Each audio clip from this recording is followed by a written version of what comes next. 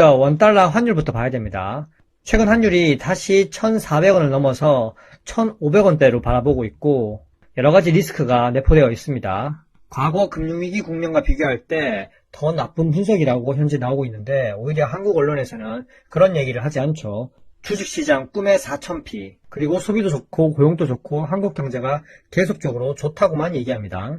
역사적으로 보면 달러 인덱스와 그리고 원달러 환율 차트는 항상 같은 흐름을 보였습니다.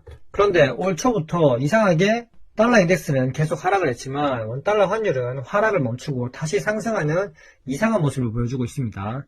이렇게 다시 상승한 게 달러 강세라고 얘기하고 있는데 차트적으로만 보면 그게 아니라는 걸 알 수 있고요. 전문가들은 환율 상승이 단순히 수출 호조 때문이 아니라 자본 유출 우려, 그리고 한미 금리차 확대, 그리고 정치와 제도 리스크 등이 복합적으로 작용한 결과라고 보고 있습니다. 저 역시 그렇게 보고 있고요. 환율이 이렇게 올라가면 단기적으로는 수출 기업에는 유리할 수 있으나 수입 원가 상승, 그리고 물가 상승 압력, 그러면 소비 위축, 기업 마진 악화로 다시 악순환이 생길 수 있습니다.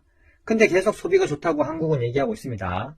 세금 끌어다가 민생 소비 쿠폰 뿌리니까 그렇죠. 이런 거에 속으면 안 됩니다. 결국 다 우리가 갚아야 할 세금입니다. 고환율로 인한 누적 피해가 계속해서 쌓여가고 있는데 과거에는 위기라고 얘기하고 지금은 그 정도의 위기가 아니라고 얘기하고 있습니다. 이렇게 환율이 불안정하니까 환투기가 기승을 부리고 그저 외국인 놀이터가 되고 있습니다. 작년 기사입니다. 작년 4월에만 해도 당대표 시절에 원달러 환율이 1,400원을 돌파하자마자 국가 경제 위기 현실화됐다고 전 정부를 엄청 비난했었습니다.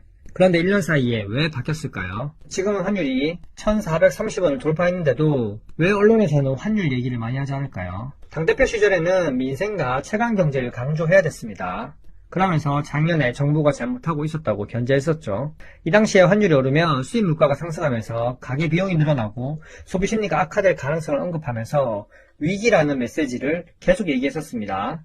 이 당시 발언에서도 총선 끝나자마자 식료품 가격이 줄줄이 오르고 있다면서 위기감을 또 강조했고요. 지금은 위기감을 강조할 수 없죠. 이재명 정부가 잘하고 있다고만 얘기해야 되니까요. 답답합니다.